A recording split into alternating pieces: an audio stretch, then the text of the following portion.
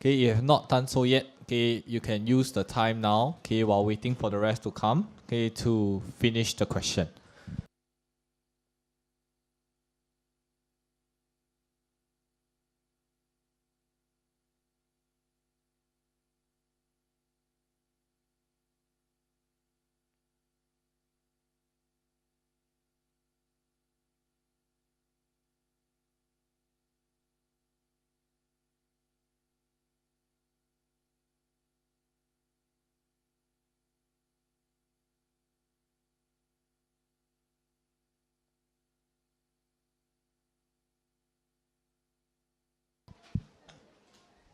Okay, we'll start in 1 minute's time. Okay, so just get yourself ready.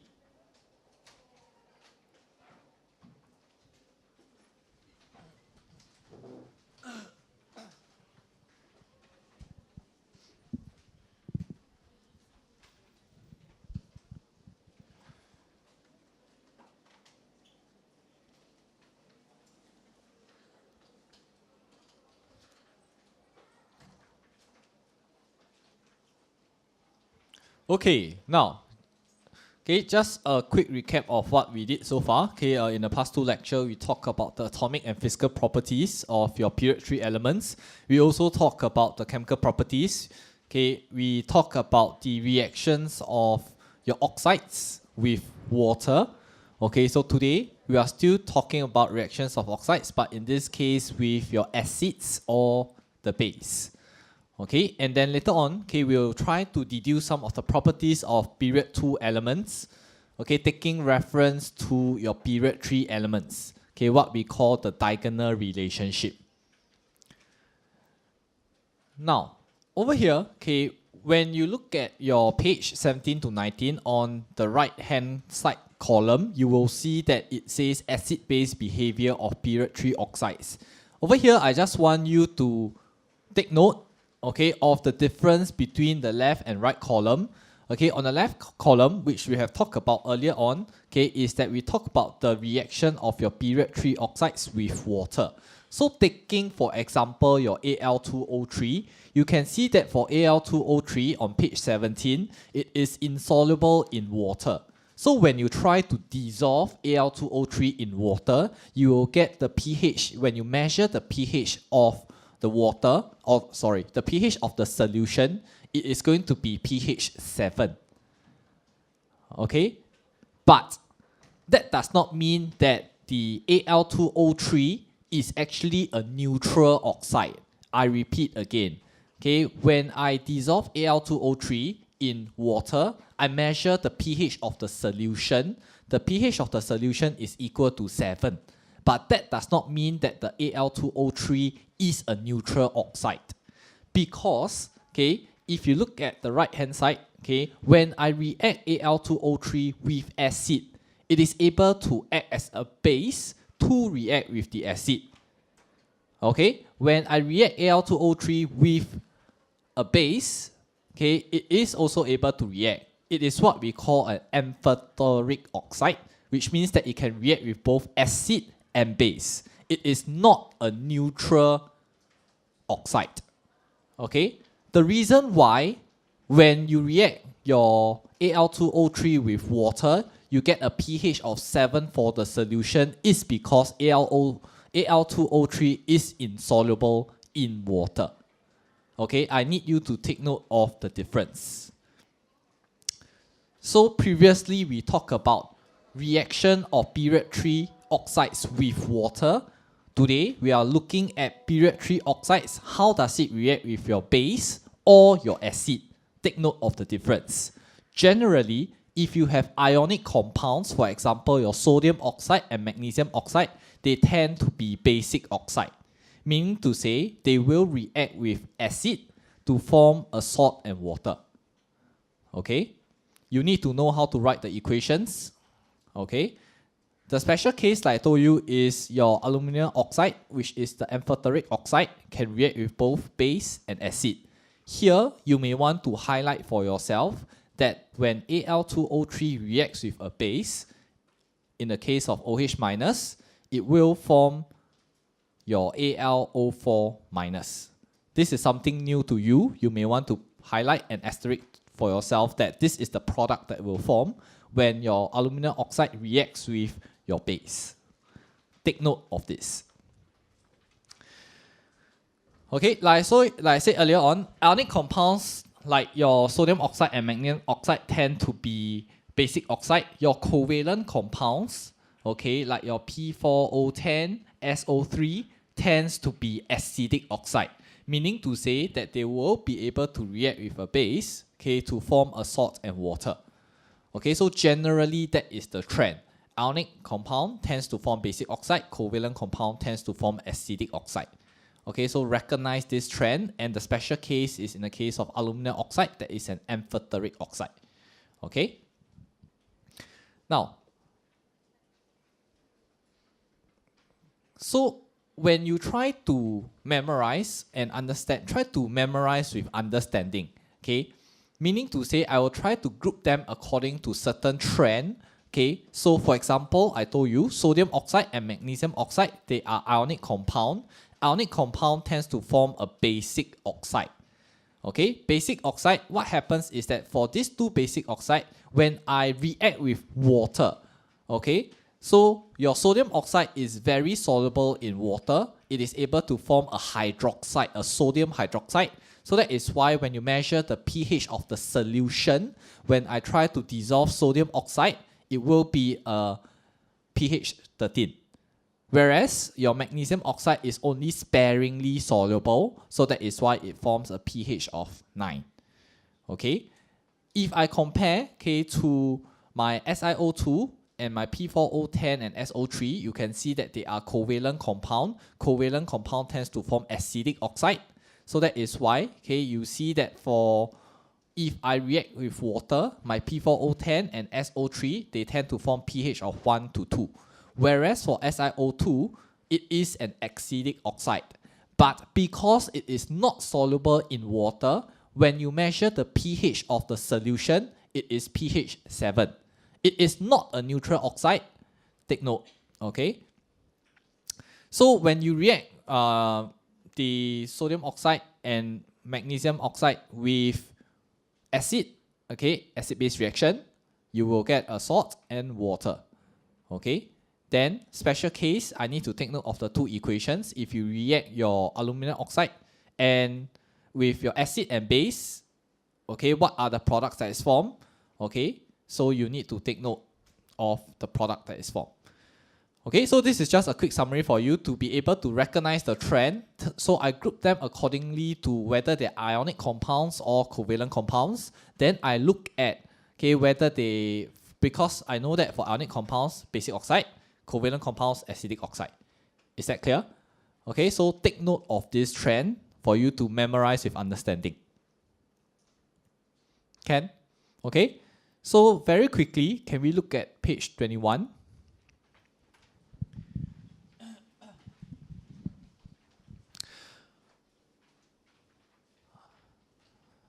Okay, you should have done it already. Okay, we have told you to do it since last week. Since the week before, sorry. So just take note. Now, all chlorides of period 3 form a solution of pH less than or equal to 7. Okay, this is true. Okay, because I know that when I dissolve sodium chloride, okay, in a solution, it will have a pH of 7. Magnesium chloride, it will form a pH of 6.5. You should be able to explain why is it that magnesium chloride will form a pH of 6.5. What is the first step that occurs is that once you try to dissolve magnesium chloride, it will undergo hydration, okay? Meaning to say your water molecules will surround your Mg2 plus ions. After it undergoes hydration, it will undergo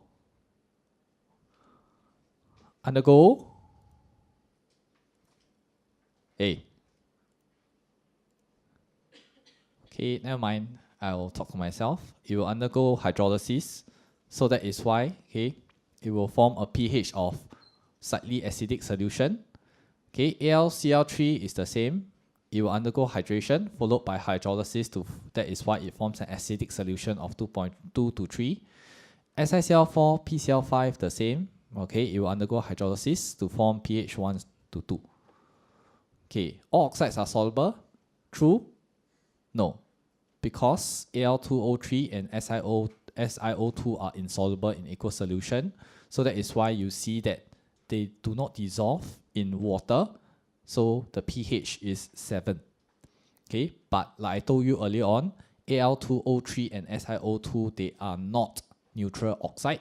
Al2O3 is actually an amphoteric oxide. It can react with your acid or base. SiO2 is actually an acidic oxide. It can react with your base. Okay, Ken? So now let's move on to the next part. Finish copying already? Okay, actually there's nothing much to copy. You should have done it already. Okay, most of your periodic table questions, they are recall questions, so you need to be able to recognize trend, okay, understand and memorize. Now, the next one, element X forms oxide XO2, XO3 and acid of H2XO3. So what happens is that whenever I read a question like that, they tell me that I have option A, okay, which is from group 2. Okay, so I will draw reference to what? Okay, I'll draw reference to the elements that I'm familiar with. Okay, so for example, if I have group 2, meaning to say that it should be your magnesium, group 13, aluminium, 14, silicon, 16, phosphorus. Then you ask yourself, oh, have you seen like aluminium, H2AlO3 before? If you don't have, most likely it's not going to be possible, right? So then I'll eliminate option B. Have I seen H2MgO3 before? I have not. So I'll eliminate option A. Then have I seen SiO3 before? I have not. So I'll eliminate option C. So, sorry, this should be phosphorus. No, this should be sulfur. So group 16, okay, have I seen SO3, SO2 and H2SO3 before? Yes, so option is D. Okay, this is the fastest way that you can do. The other way that I can look at it is that, okay, I look at the oxidation number of X that is in XO2, X in XO3, then you will see that there is a variable oxidation number. So far, recall what you learned for period 3 elements that have variable oxidation number is your sulfur and your phosphorus. So here, don't have phosphorus, so most likely it's going to be group 16. Okay, example, sulfur. That is why I can very quickly decipher that the answer is option D. Is that clear? Okay, so these are the two ways that you can solve the question. Okay, one very quick way is to draw reference to the elements that you're familiar with. Group 2, magnesium. Group 3, aluminium. Group 14, silicon. Okay, group 16, sulfur. Okay, then you see, okay, for SO2, SO3, H2SO3, have you seen all this before? Okay, in your daily work. If you have, then most likely it's going to be the answer. Okay, so that is one very quick way that you can do the question. Okay, Ken?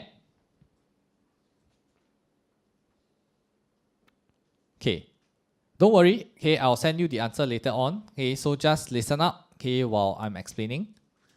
Now, the next part is that here they tell me that element J does not react with cold water.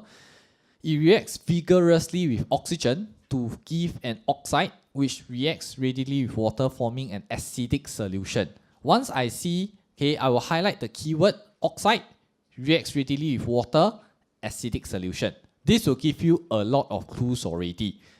Okay, meaning to say that I am actually looking at sodium oxide, magnesium oxide, aluminum oxide, and phosphorus, okay, and your P4O10. Meaning to say that I know that for sodium oxide and magnesium oxide, they are basic oxide. They will not form an acidic solution. Al2O3 is an amphoteric oxide. Okay, it is insoluble in water. So it does not react readily with water. Then P4O10 is an acidic oxide. It will react readily with water to give a highly acidic solution. So that is why option is D.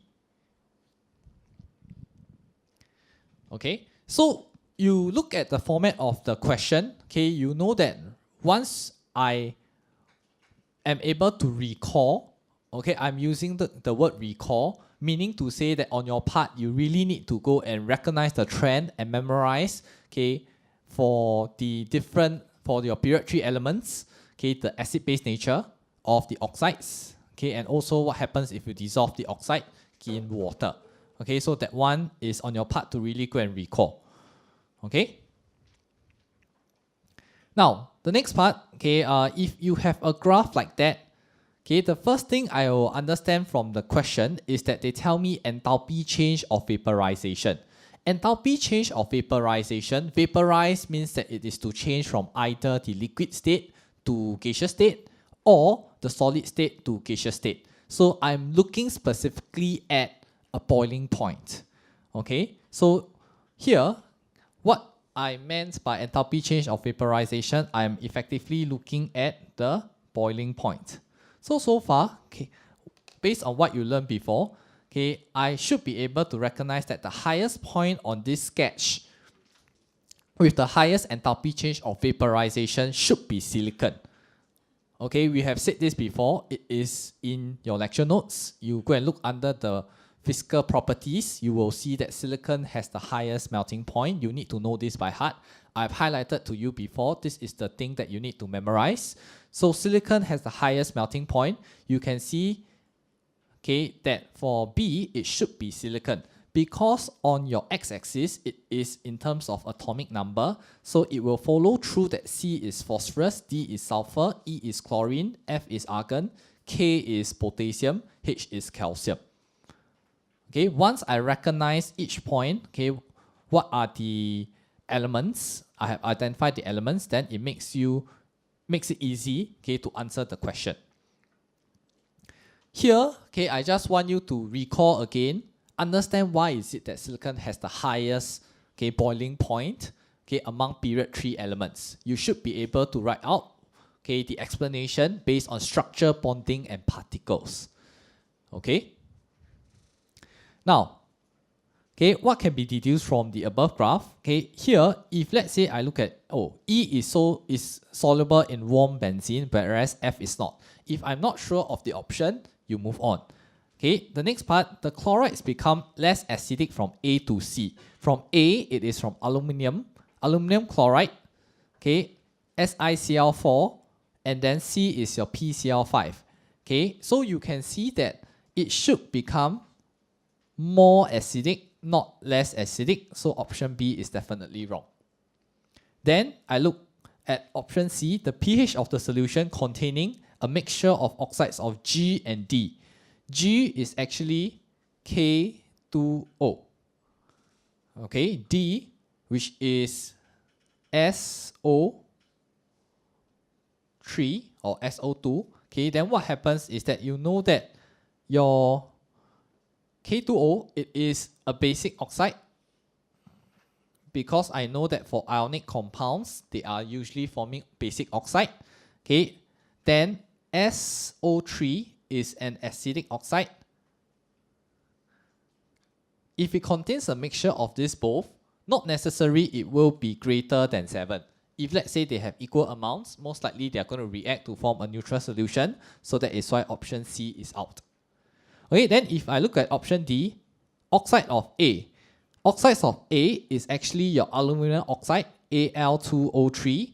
Al2O3 reacts with excess aqueous sodium hydroxide to form a soluble complex. Okay, so correct, because I recognize that for your Al2O3, it is an amphoteric oxide. It can react with the base, okay, to form your AlO4 bracket minus. Okay, so take note that when Al2O3 reacts with a base, it will form this particular product.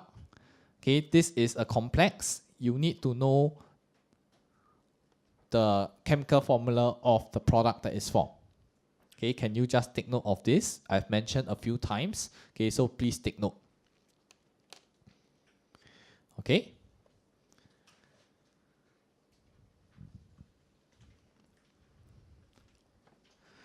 Okay, now moving on, okay, we have talked about the atomic and physical properties of period 3 element and also the chemical properties.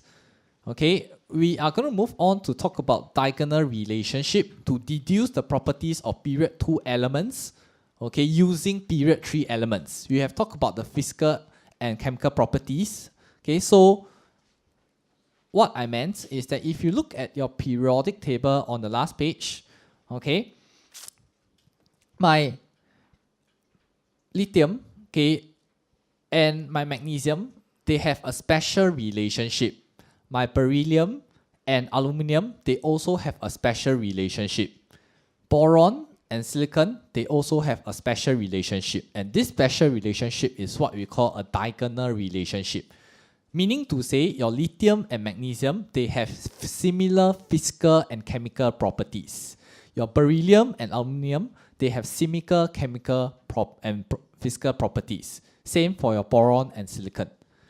Okay, we are going to look at the reason why, okay, they have similar physical and chemical properties. So for example, if I look at beryllium, okay, beryllium, I know that it is in group 2 by right. Okay, I know that down the group, okay, it should have similar physical and chemical properties, okay, as compared to magnesium, calcium, strontium, and barium. But in fact, okay, the physical and chemical properties of beryllium is more similar to aluminum as compared to group 2 elements.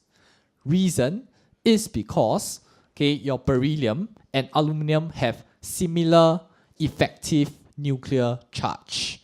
I repeat again, beryllium and aluminum, okay, they have this special diagonal relationship is because they have similar effective nuclear charge. Meaning to say the energy required to remove, okay, an electron from beryllium and aluminum is going to be similar. Why is it that the effective nuclear charge is similar? Okay, let's look at the trend. Now, what happens is that if you look across the period with this periodic table, okay, I know that across the period, okay, your nuclear charge will increase. Why will nuclear charge increase? Because the number of proton increase. Whereas if I look at down the group, your shielding effect also increase. These two effects, they cancel out each other. Okay, so that is why, okay, for this 3 special case, your beryllium, okay, will have a similar effective nuclear charge as compared to aluminum. This is the reason why. Okay, so more importantly is for us to recognize that if let's say I have BeCl2 and AlCl3, by right, I know that for group 2 elements, group 2 are actually metals, right? Chlorine is a non-metal. Metal and non-metal, by right, it should be an ionic compound. But what happens is that for BeCl2, it is not an ionic compound, it is more of a simple covalent compound having a simple molecular structure. This is very similar to AlCl3. Okay, we have established in chemical bonding that for our syllabus, we will take AlCl3 to have a simple molecular structure. BeCl2 also have a simple molecular structure. Okay, there's a dude sleeping. Yeah, hey, hi. Okay, I don't think I sound that boring. Okay, so please don't sleep. This is the first lesson of the term. Please make sure you start the term right. Okay, if you want to sleep, okay, you can go to the corner, go and do some jumping jack, okay, to wake yourself up. Now, BeCl2 and AlCl3 simple molecular structure, and then they dimerize radially. Okay, you should be able to explain why they dimerize radially. Do you know the reason? No, because Be in Cl2 is electron deficient. Dimerize easily so that it forms fulfill octet of 8 electrons. This is under chemical bonding, so please make sure you can read up. Okay, then next one, okay, over here, what happens is that when you react BeCl2 and AlCl3 with water, okay, what happens is going to be similar. Okay, they will undergo hydration first, meaning to say that the Be2 plus ions is going to be surrounded by water molecules. then your B2 plus, okay, will be able to hydrolyze the water molecule. So it will followed by hydrolysis, meaning to say that B2 plus with the fairly high charge density will have polarizing power, okay, to polarize the OH bond. Then you can see that this, you will see that this will leave as a H plus, hence it will form a fairly acidic solution. Okay, nothing new. If I want you to compare between the two equations, okay, first step, you see that BCl2 is going to undergo hydration. Okay, your BCl2, your B2 plus ion is going to be surrounded by 4 water molecules, whereas for AlCl3 is going to be surrounded by 6 water molecules.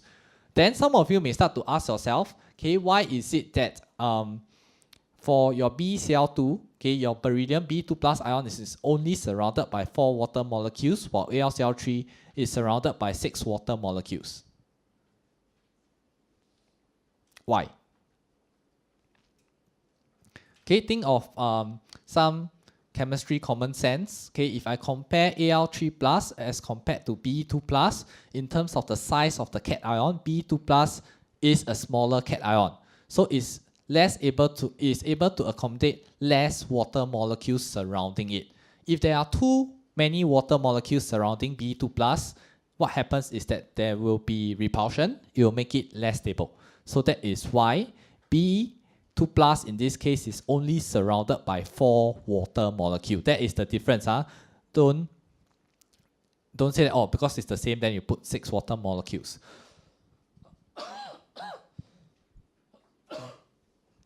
Okay, then similarly, like I told you, it will undergo hydrolysis. Okay, the one that I written, the equation I written in blue is an acid-base reaction. Okay, what happens is that the OH bond is going to be polarized. Okay, OH bond is going to be polarized, weakened, and broken. So the H will leave as a H plus. Okay, so you will see that it will form a H2O plus. That is why the solution is fairly acidic, pH 2 to 3. Okay, Ken? Okay. Any questions? I don't think anybody will say any questions. Okay, now next part, okay, group 2 chlorides, for example, you see that if I compare, okay, BeCl2 as compared to MgCl2, MgCl2 will still undergo hydrolysis, but very slight, will undergo hydration, but very slight hydrolysis. Okay, so what happens is that your B2 plus and your Al3 plus, they have high charge density, whereas for Mg2 plus, it only have a moderately charge density, which is lower. So that is why the hydrolysis is to a lower extent. Okay, so here is just to highlight to you that your Be2 plus, your beryllium reacts more similarly to aluminium as compared to magnesium. Okay, hence the diagonal relationship.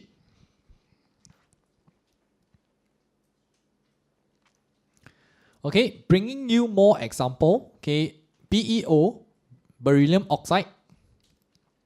They have similar chemical properties as the aluminum oxide. So that is why your beryllium oxide, okay, is able to react with both the acid and the base, amphoteric oxide. Okay, so take note of this as well. So far when we talk about all this, right, we are trying to deduce the chemical and physical properties of period 2 elements from period 3 elements, not vice versa. Okay, because we have studied the chemical and physical properties of period 3, we are going to use it to deduce what is the physical properties and chemical properties of period 2. Okay, so the 3 pairs that we have given you, okay, in this case, please, okay, take note, lithium and magnesium, beryllium and aluminium, boron and silicon, they will react similarly.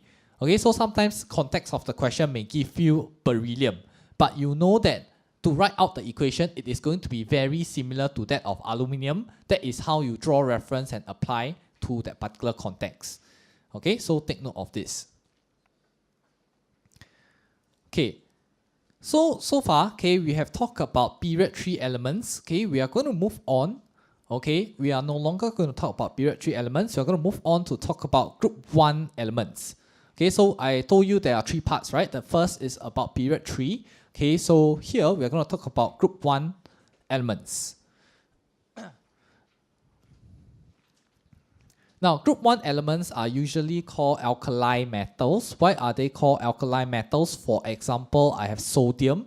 When you react sodium with water, you will see that it will form sodium hydroxide, which is a strong alkali. Okay, so that is why we call group 1 elements to be alkali metals. Okay, they will all react very vigorously with air and water. Okay, so let me just show you a video.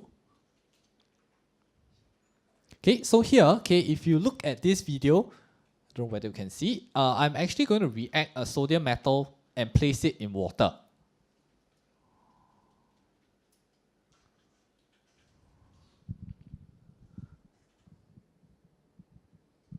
Oops.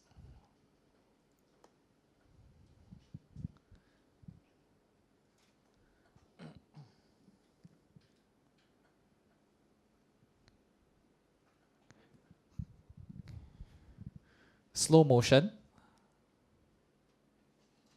Can you see what happened?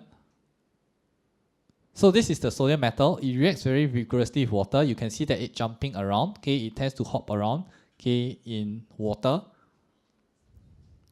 Do not try this at home. Okay. Now, then the next thing for you to think about is that if let's say I have cesium, what happens if you react cesium with water? Is it going to be less reactive or more reactive?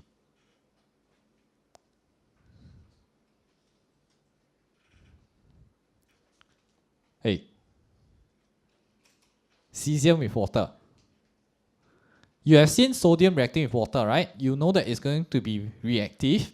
Okay, reacts vigorously. So how about cesium? Is it going to be less reactive or more reactive with water? More reactive with water. Okay, let's see whether is it correct or wrong.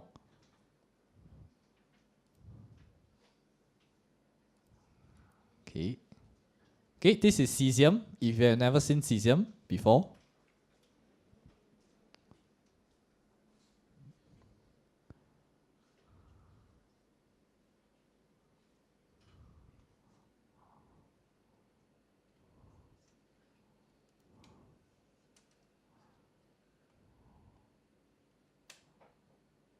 Okay, here.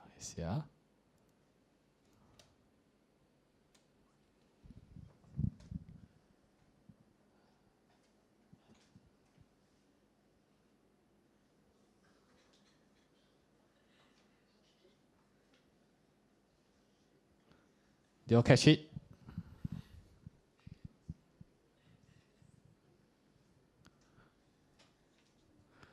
You see that it exploded.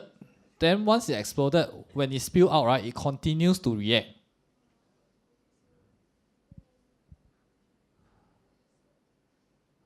Okay, let's see one more time.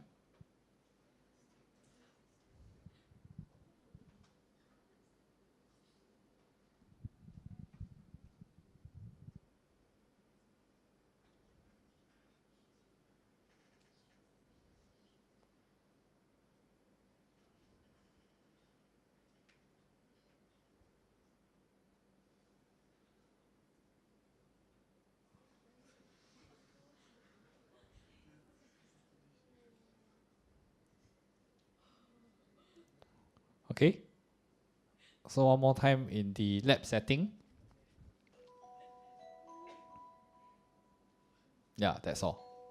Okay, so you can see that cesium actually reacts more vigorously as compared to sodium.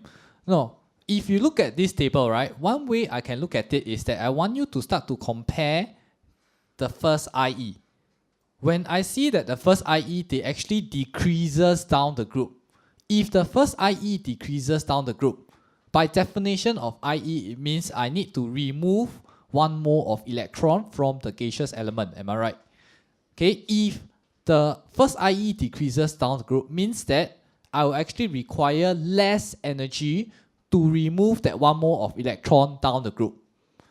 Okay, if I require less energy to remove that one more of electron, definitely the reactivity will increase down the group. Okay, specifically, we are going to look at group 1 metals being what we call strong reducing agent. Strong reducing agent, it means that it will reduce other species, itself oxidize. I repeat, group 1 metals are strong reducing agent. They will reduce other species, itself oxidize, meaning to say that itself, your group 1 metals will lose electrons. Oxidation, lose electron. So the ease of losing electron increases down the group because the first ionization energy decreases down the group. I repeat, the ease of losing electron increases down the group. It becomes more easy to lose the electron because less energy is needed to be taken in to remove one more electron. That is the trend that we see from the first IE. Meaning to say, if the ease of losing electron increases down the group, the reducing strength is going to increase down the group. Does it make sense? Of course. Now, first, I will talk about how I explain is going to be very similar to what we talked about before. We always talk about the nuclear charge. We always talk about the shielding effect. Down the group, the number of protons increase, the nuclear charge increase. Then, the number of electron shells also increase. The shielding effect increased significantly. Because the shielding effect increased significantly, you can see that now the outermost electron to be removed is actually further away from the nucleus. Because of this, the outermost electron, the attraction between the nucleus and the outermost electron decreases. So less energy is required to remove the outermost electron. So that is why the ease of losing electron increases, first IE decreases. So reducing strength increases down the group. So take note, here I need you to recognize that whenever I compare the reducing strength of group 1 elements, I have to talk about the ease of losing electron. I repeat, whenever I discuss the reducing strength or the reactivity of group 1 elements, you have to talk about the ease of losing electron increases. Because it is now easier to lose the electron, so that is why your group 1 metals become increasingly reactive down the group. Explanation, the bullet points, you need to know how to explain.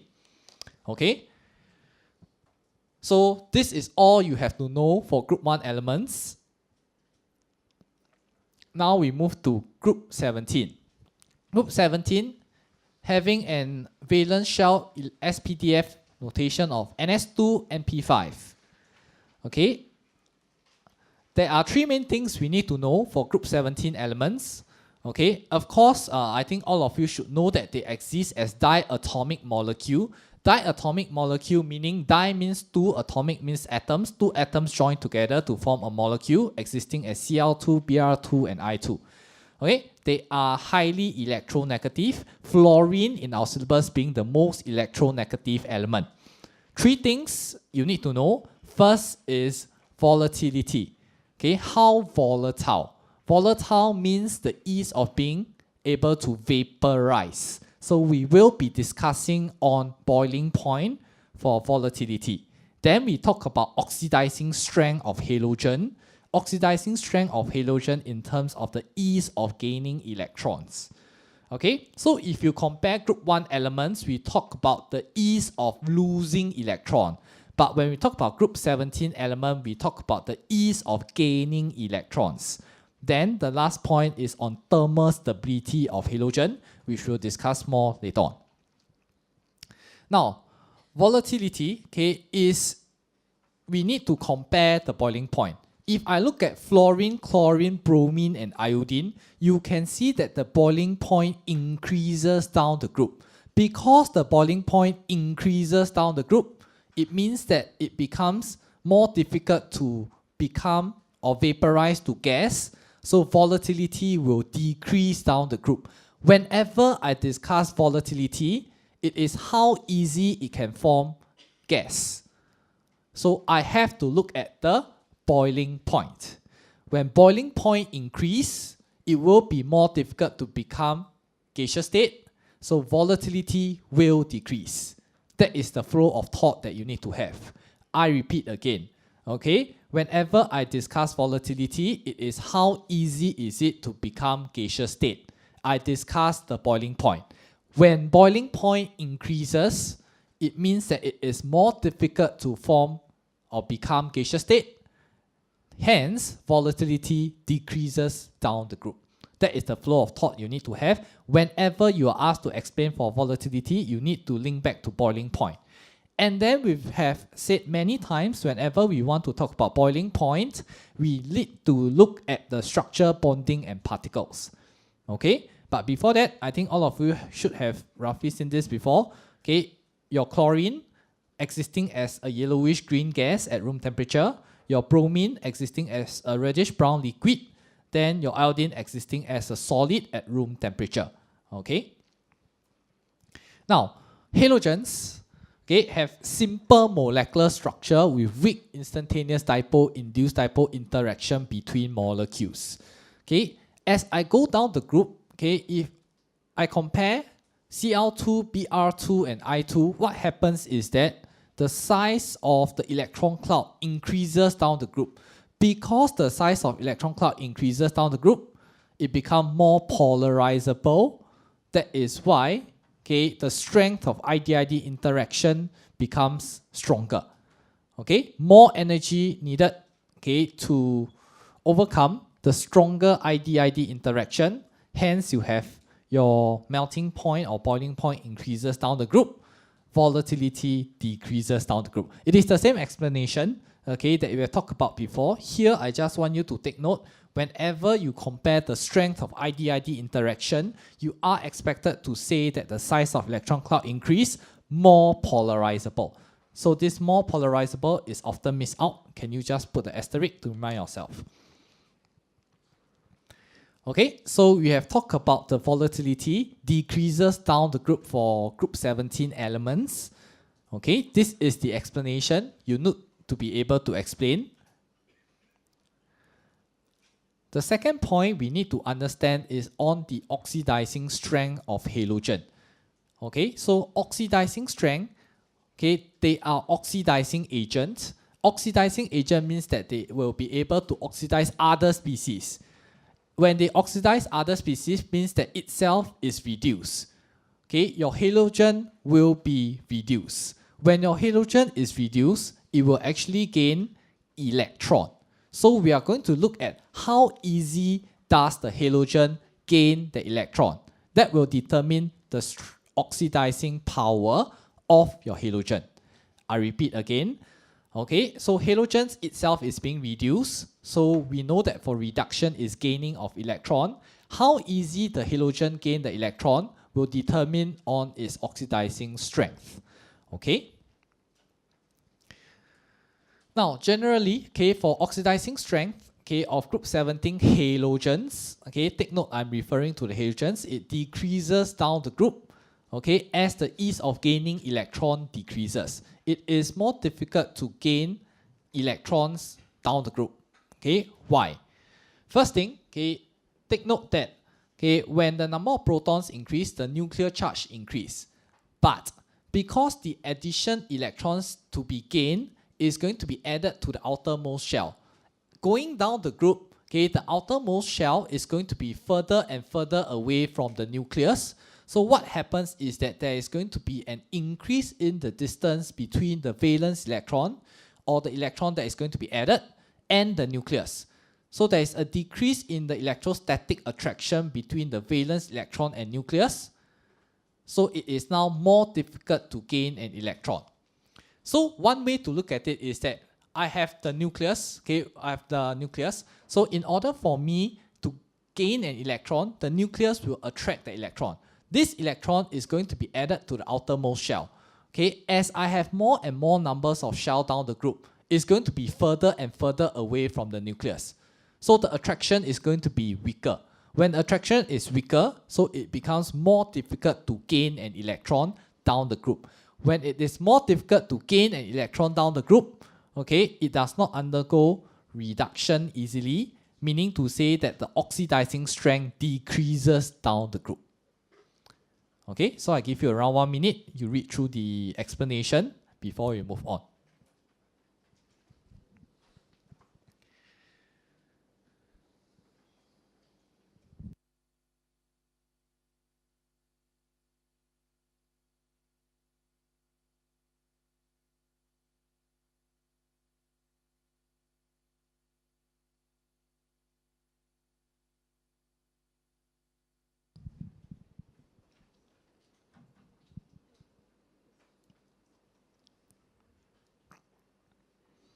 Okay.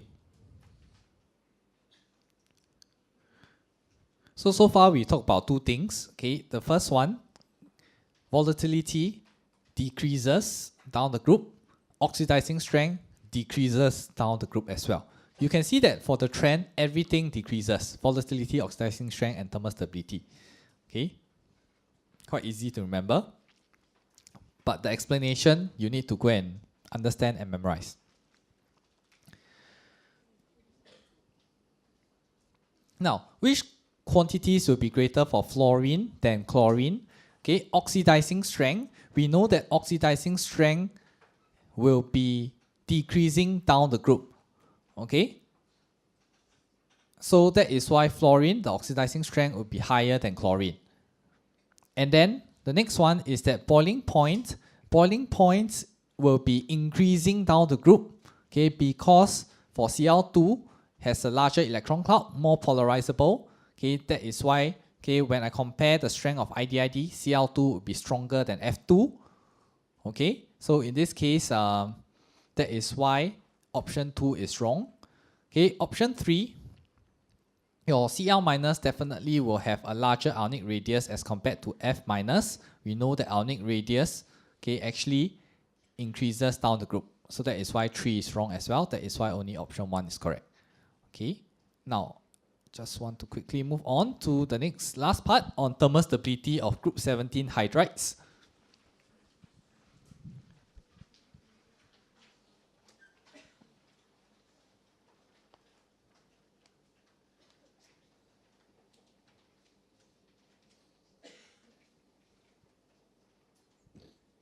Here, okay, I want you to start to differentiate between thermal stability, okay, and also your volatility.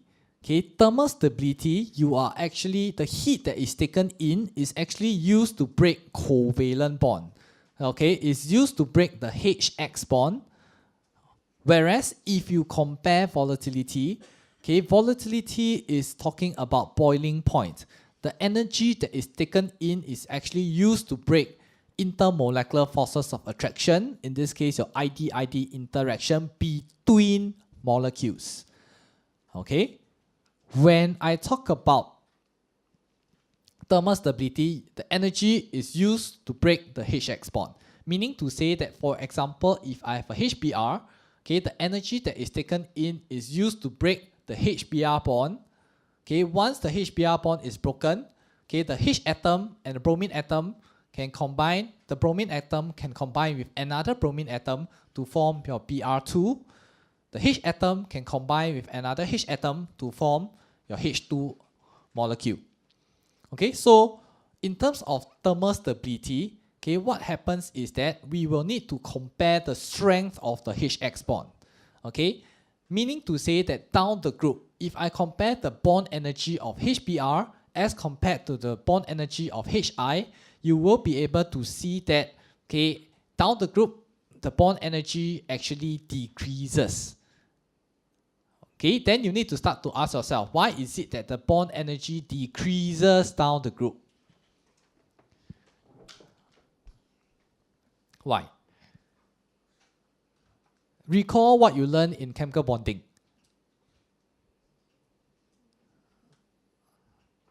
Okay, down the group, the atomic radius of the Br as compared to the I, they actually increases, right?